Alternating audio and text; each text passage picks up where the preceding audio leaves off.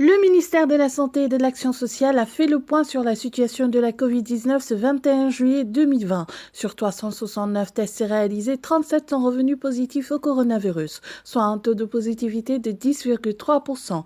Il s'agit de 27 cas contacts suivis, 1 cas importé Saint-Louis et 9 cas issus de la transmission communautaire. 42 patients ont été testés négatifs et déclarés guéris. 40 cas graves sont pris en charge dans les services de réanimation et 4 nouveaux décès liés à la Covid-19 enregistrés. À ce jour, le Sénégal compte 8 985 cas positifs, dont 6 044 guéris, 174 décès et 2 766 encore sous traitement. Bonne nouvelle pour les 130 000 agents de la fonction publique. Le chef de l'État Macky Sall a ordonné le paiement anticipé des salaires du mois de juillet au plus tard le vendredi prochain. Selon le quotidien L'Observateur qui donne la nouvelle, les avances de Tabaski estimées cette année à 13,8 milliards de francs CFA ont déjà été payées depuis le mois.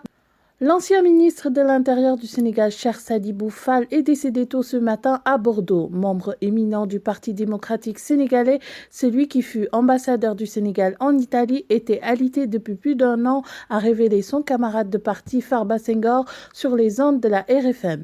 Dakarmidi.net présente ses sincères condoléances à la famille éplorée. Le député Moustapha Cissé Lo a été convoqué ce mardi 21 juillet à la brigade de recherche 6 sur l'avenue Faidherbe, suite à ses propos injurieux à l'endroit de certaines personnalités du pays. Une information confirmée par une source judiciaire de Sénéweb.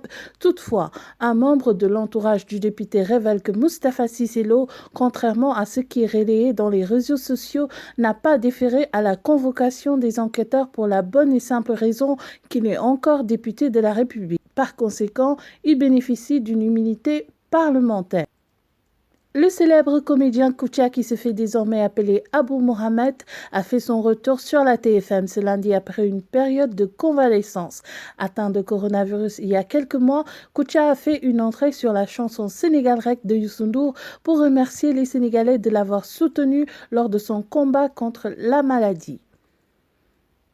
Ibou T et Babacar N, les deux présumés bourreaux de FN, violentés puis filmés nus à Sacré-Cœur, sont passés aux aveux.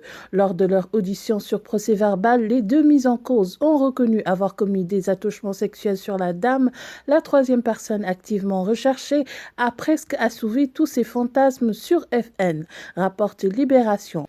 Pour sa part, l'Observateur renseigne que les mis en cause auraient confié aux enquêteurs que FN a saccagé leur boutique et aurait blessé l'un d'entre eux à la main. En aucun moment, ils disent n'avoir parlé de vol. À l'international, au lendemain du premier meeting de campagne de Kanye West, après l'annonce inattendue de sa candidature face à Trump et Biden, une bonne partie des internautes semblent s'amuser de l'agitation et des incohérences dans son discours. Kanye West se fait encore du Kanye West, plaisantent certains. Pourtant, il faudrait plutôt s'inquiéter de la santé mentale de l'artiste. Les proches du rappeur de 43 ans craignent qu'il soit en train de traverser une crise liée à son trouble bipolaire.